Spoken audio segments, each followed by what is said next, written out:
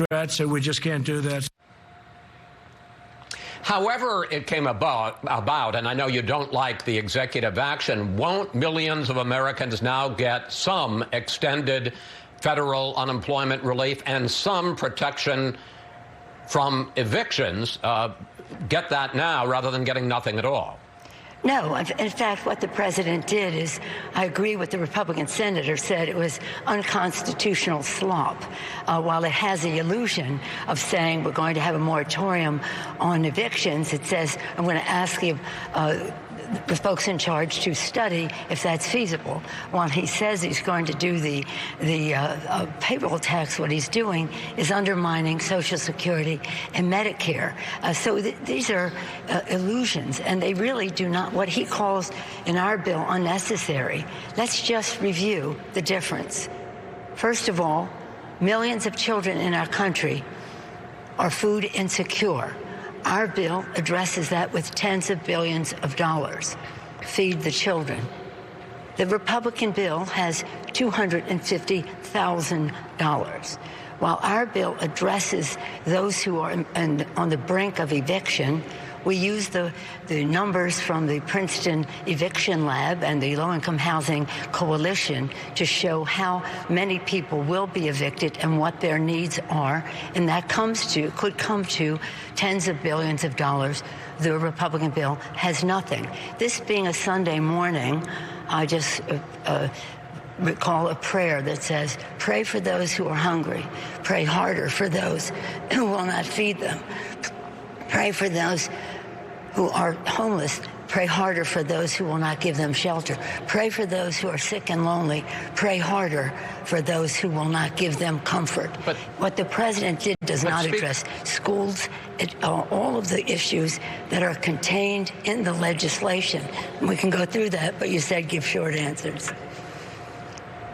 But, Speaker, I understand that the president's executive action doesn't do all the things you want, but having no bill at all, not coming to any agreement, wasn't going to provide any of the things that you want either. You're known as a master negotiator, but didn't you mess this one up? Because you talk about all the things that the president's bill... Let me just finish, if I may, Speaker. Now... because there's no deal at all, cities and states won't get any money. There's no money for the post office. There's no money for hospitals. There's no money for state boards of election. You knew that the president was threatening to take this executive action.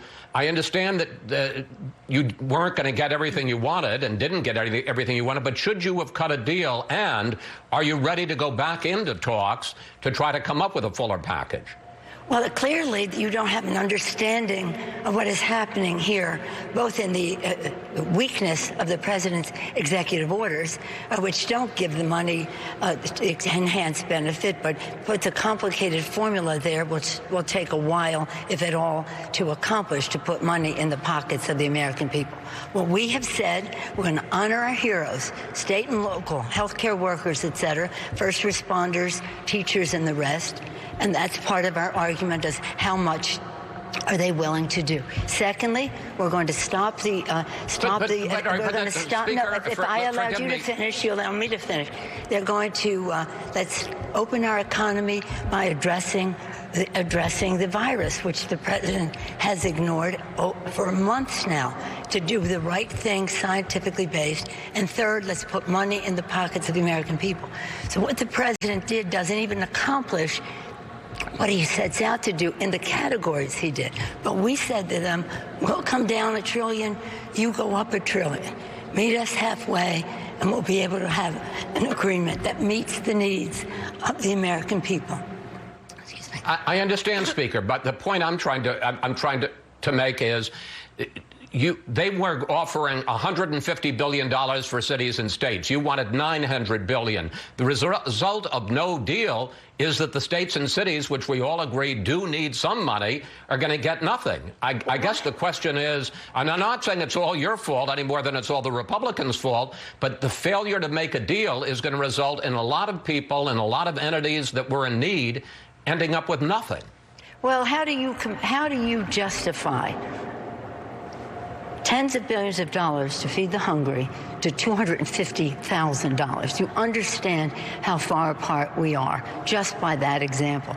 Let's bring all of that together. You contend that they're putting up money for elections. No.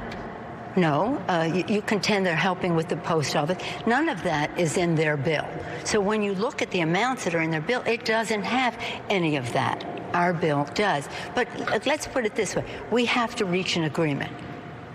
Children are food insecure. Families are at the risk of being evicted. The virus is moving like a freight train, even though the president has ignored and delayed and distorted what that is.